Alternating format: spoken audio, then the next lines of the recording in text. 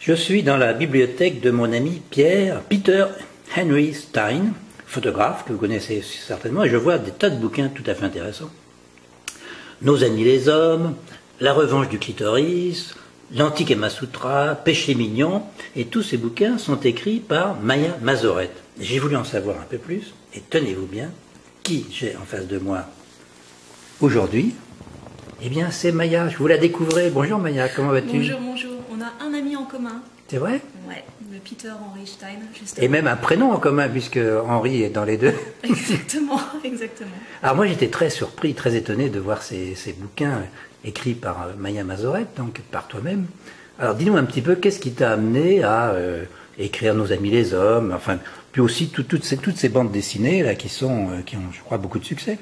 Puis en plus, tu travailles pour une GQ, pour New Look, pour plein de gens en fait. Fluide Glacial. Fluide Glacial aussi. Voilà. Et donc, voilà, explique-nous, quelle est ta démarche? Alors au début, je voulais être écrivain. De toute façon, à la Mais base, tu l'es je voulais maintenant, tu écrire l'es. des choses. Le sexe, en fait, c'est plus une facilité qu'autre chose. C'est que c'est pas un tabou pour moi et je vois pas bien la subversion. Souvent, quand je commence à parler de clitoris ou de Kama Sutra, les gens me disent « Oh là là, mais mon Dieu, comment est-ce qu'une fille peut parler de ça quelle expérience Pourquoi? on a, C'est réservé aux hommes? on a, non, c'est pas ça, j'ai l'air un peu jeune, je crois, et puis peut-être pas assez perverse. Et détrompez-vous, détrompez-vous. À imaginer des choses absolument incroyables. Oui. Et en fait, notre ami en commun, Stein, chez qui on est en fait en ce moment, si on regarde un peu cette bibliothèque, donc il y a plein de trucs de fétichisme, d'art, de sexe, de mort. Et pour moi qui passe mes vacances ici depuis que je suis toute petite, Ah oui. je logeais en fait dans sa bibliothèque. Et j'avais d'un côté les Playboy, de l'autre côté les Penthouse, et puis toute une espèce de littérature fétichiste que je bouquinais parce que c'était pas caché. Donc, c'est ton mentor en quelque sorte. Voilà, c'est mon mentor. Non, mais dès que j'étais toute petite, j'ai commencé à lire ces trucs-là qui étaient un peu fétiches, SM. Il y a des photos un peu partout de triolisme, des trucs gays, lesbiens, machin et tout. Donc, quand on a un enfant et qu'on grandit là-dedans, on se dit que c'est normal. Donc, quand j'ai eu l'occasion en fait d'écrire sur le sexe, je me suis aperçue que déjà je m'y connaissais pas mal en fait. Et en plus, j'avais pas du tout de blocage par rapport à ça. Je vois pas. Enfin, entre la lecture et la pratique, il y a quand même un fossé. C'était un peu par hasard en fait. Je voulais écrire des livres et puis j'ai échoué, j'envoyais des manuscrits, ça marchait pas trop. Et je me suis dit, quand j'ai publié celui-là, Nos amis les hommes. Oui, alors justement, cette coquille de noix, tu peux nous expliquer le symbole, voilà. Enfin le symbole, ce qu'elle représente pour toi? Alors pour moi, c'est à la fois, donc à l'époque chez cet éditeur, c'était beaucoup des fruits et des légumes. Et ouais. Moi, je m'étais dit, avec la noix, ça fera un peu le cerveau et ça fera un petit peu aussi une jolie testicule. C'est une couille. Ah d'accord, parce que moi je voyais un cerveau gauche, un cerveau droit, et peut-être un testicule gauche, un testicule droit. Pardon. Exactement, exactement. Chacun, il voit midi à sa porte. Et donc, ça c'est ton premier bouquin? C'est le premier publié en fait, et je me suis dit, si je parle un peu de sexe, un peu d'humour quand même, je vais finir par être publié. C'est vrai qu'ensuite, une fois qu'on est publié une fois, tout s'enchaîne beaucoup plus naturellement. Bien sûr. Et quand j'avais 25 ans, j'ai commencé à bosser pour Playboy, et puis ensuite j'ai bossé pour en fait pas mal de masculins, parce qu'on est vachement plus libre que dans les féminins. Ah oui? Ouais, j'ai fait quelques articles pour Marie-Claire, je travaille des fois pour des sites féminins, mais c'est beaucoup plus dur de parler de sexe, parce qu'il faudra toujours qu'il y ait le prince charmant, il faut toujours que ce soit psychologique. Il faut du harlequin un peu?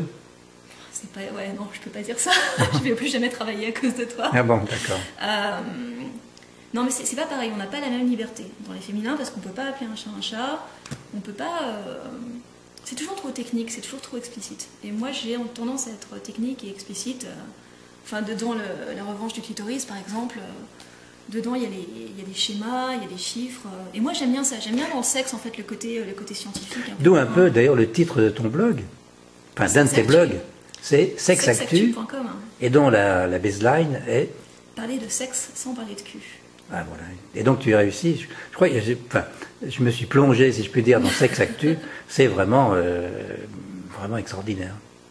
Oh, merci. En fait, cette espèce de slogan, c'est un des lecteurs qui l'a trouvé en disant, c'est marrant en fait ce côté parler de sexe sans être vulgaire. Et moi c'est vrai, j'aime pas plus que ça les gros mots, je vois pas le besoin en fait d'en rajouter encore dans la grossièreté à chaque fois.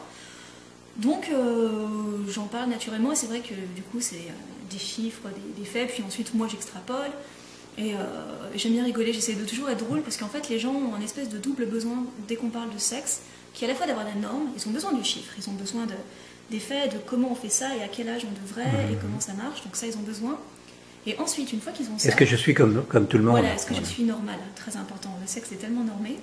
Et ensuite, dès qu'on a ça par contre, on peut rigoler, on peut partir dans tous les sens. Et c'est là que moi je me permets justement de rigoler. J'étais très étonné par le nombre de commentaires à chacune de tes notes, c'est formidable. Bah, y a du monde, hein. Il y a au moins 10 000 visiteurs uniques par jour. 10 000 par jour? Ouais. Ouais, mais attends, tu sais que... là, moi j'ai commencé en 2002. Hein.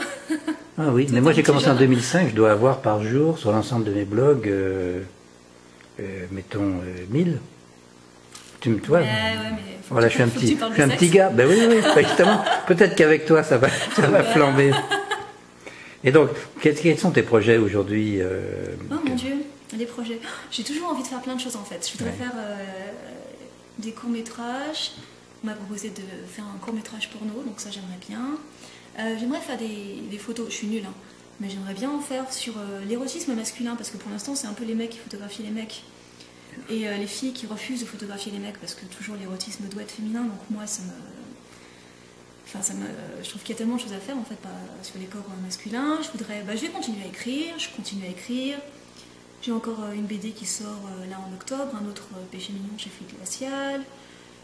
Des sorties de livres en poche en science-fiction, j'aime bien la science-fiction aussi. Tu écris aussi en science-fiction? Oui, science-fiction. Alors qu'est-ce que tu ne fais pas? Non mais en fait, j'adore tout faire. C'est vrai? Bah oui, je veux pas me poser de limites, en fait, c'est ça le... Si je puis me permettre un petit jeu de mots, je dirais Maya, pas folle la guêpe. C'est nul ça. C'est nul. Bon, il faut s'arrêter. Bah écoute, je crois qu'on arrive. Ouais. Merci beaucoup et bonne journée. Merci, salut. Salut Maya.